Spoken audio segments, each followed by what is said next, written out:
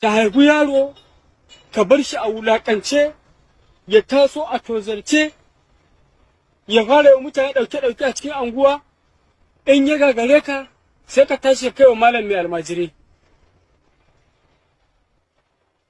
Shikenan sai ka fake ka kai yaro makarantar allo, munafikin banza ɗan iska. Banda ɓata sunan musulunci ba ka da aiki. Ai ba haka ake a rayuwa ba. La yukallifu Allahu nafsan illa wutsa, haka Allah ya ce. Allah ya ce rai bai ɗaura mata face abin da ta yi ɗauka. In ka ba za ka yi ba, kar ka yi ba. Sai ka je, tun da kai bunsuru ne, sai ka je sai a mata, ai Allah ne ke riƙewa. Dan uwarka yanzu da kabar yaron nan ɗan shekara 8 zuwa 10 har ya zama bakin ɓarawo yake tsallaka gidajen mutane. In ka je lahira, Allah ce me yasa baka bayi tarbiya ba, sai ka ce tun da kake a tarihin duniya ka taɓa jin wanda ya ɗabi ‘ya'yansa ‘yan ƙananan shekaru ya kai su gaban manzon Allah sallallahu alaihi wasallama ya ce akwai ya kawo su almajiranta, jakin wofi, duk wani masifa arewa. To, wani sabbin manzon Allah yake sallallahu alaihi wasallam yake cewa, ta'allamana rasulullahi al-iman qabla an yata'allama al-Qur'an, fa ta'allama al-Qur'an fa zidna al-iman. Manzon Allah ya fara sanar da mu imani kafin ya fara karantar da mu al-Qur'ani. Ka bar yaro ya zama barawo, baka iya ciyar da shi ba, baka iya baka iya rike shi ba, baka iya sama masa uwa ta gari ba. Kai kowace jaka ɗaya kowa kake ka zo ka aura.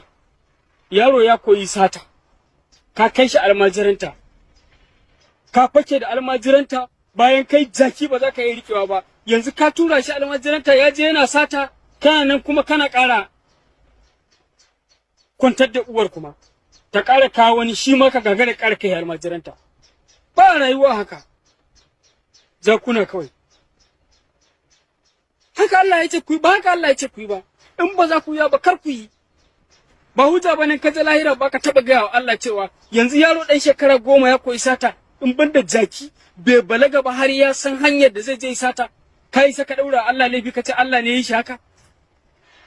Dan shegiya, ta haihu yaro ka bar shi a wulakance, ya taso a tozarce, ya fara yi mutane ɗauke-ɗauke a cikin anguwa, in ya gagare ka sai ka tashi kai wa malam mai almajiri.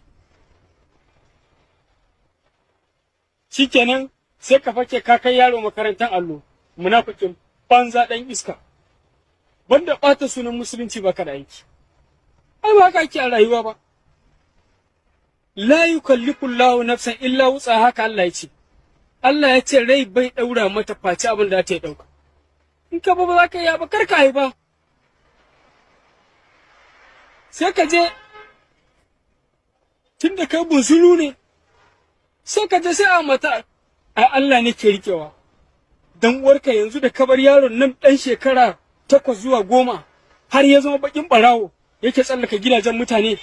In ka je lahira, Allah ce me yasa baka bayi tarbiya ba, sai ka ce tun da kake a tarihin duniya ka taɓa jin wanda ya ɗabi ‘ya'yansa ‘yan ƙananan shekaru ya kai su gaban manzon Allah sallallahu alaihi wasallama ya ce akwai ya kawo su almajiranta, jakin wofi,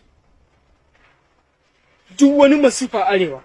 To, wani sabbin manzon Allah yake sallallahu alaihi wasallam yake cewa, ta'allamana rasulullahi al-iman qabla an yata'allama al-Qur'an, fa ta'allama al-Qur'an fa zidna al-iman.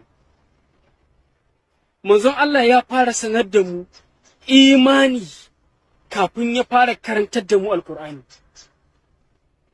Ka bar yaro ya zama ɓarawo, baka iya ciyar da shi ba, baka iya rike shi ba, baka iya sama masa uwa ta gari ba.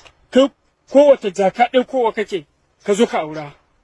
Yaro ya koyi sata, ka kai shi almajiranta, ka fake da almajiranta bayan kai jaki ba za ka yi rikewa ba, yanzu ka tura shi almajiranta ya je yana sata, kana nan kuma kana ƙara kwantar da uwar kuma, ta ƙara kawo wani shi ma ka gagara ƙara kai almajiranta. Ba rayuwa haka, zakuna kawai. Haka Allah ya ce ku yi ba, haka Allah ya ce ku yi ba. In ba za ku yi ba kar ku yi. Ba hujja bane ka je lahira ba ka taba gaya wa Allah cewa yanzu yaro dan shekara 10 ya koyi sata in ban da jaki bai balaga ba har ya san hanyar da zai je sata kai saka daura Allah laifi ka ce Allah ne ya yi shi haka dan shegiya.